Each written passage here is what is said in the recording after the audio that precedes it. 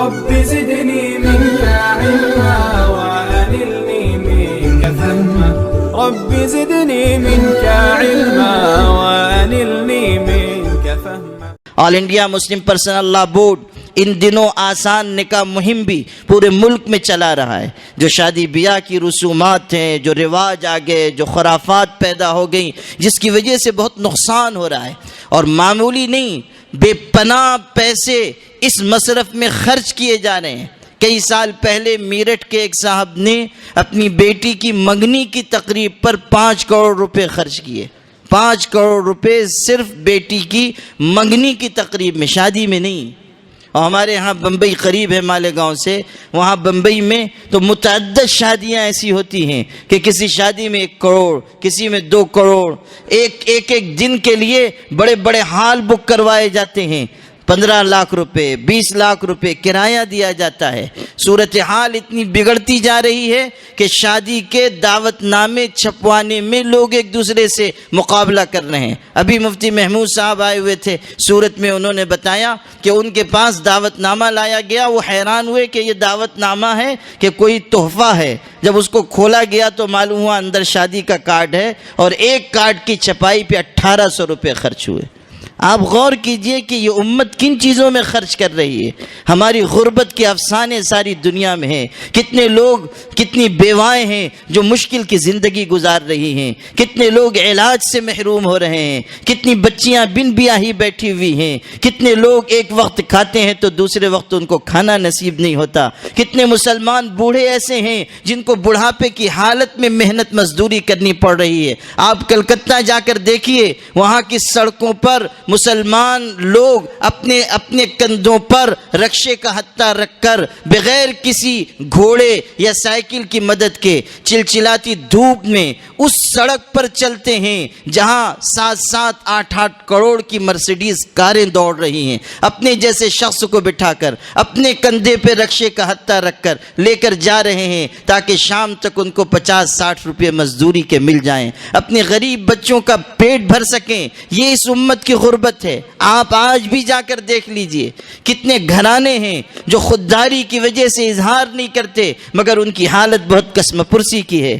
کتنے گھرانے ایسے ہیں، بوڑھے بوڑھے ماں باپ ہیں، علاج کا انتظام نہیں ہے۔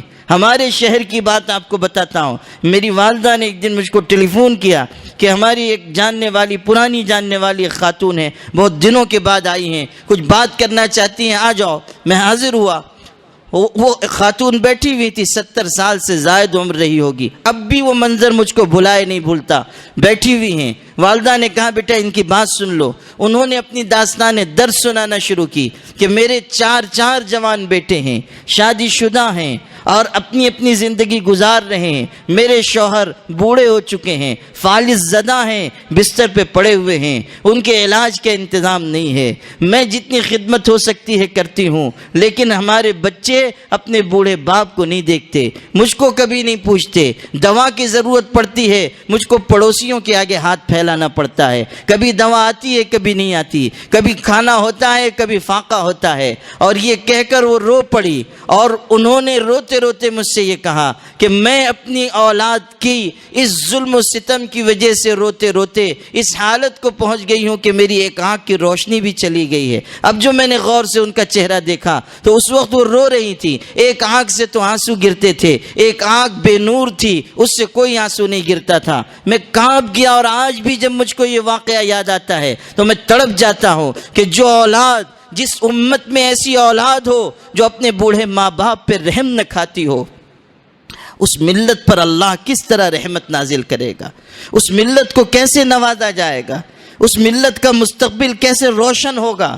ایک بوڑھی ماں وہ اپنی داستان درد بیان کر رہی ہے کہ بوڑھے کے جوان اولاد کے ظلم و ستم سہ سہ کر رو رو کر ایک آنکھ کی روشنی رخصت ہو گئی، ایک آنکھ کی بینائی چلی گئی۔ یہ ہمارے سماج میں ہو رہا ہے۔ ہمارا معاشرتی نظام کیسی گراوٹ کا شکار ہو گیا۔ کون ان چیزوں کے لیے آگے آئے گا؟ کون اپنی ذمہ داری محسوس کرے گا؟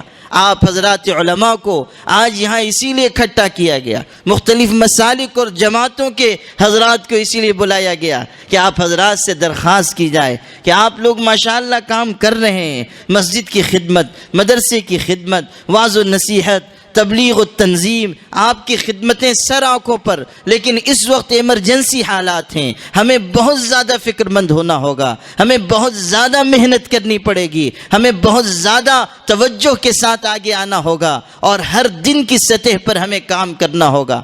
کام کرنے کا رخ کیا ہوگا؟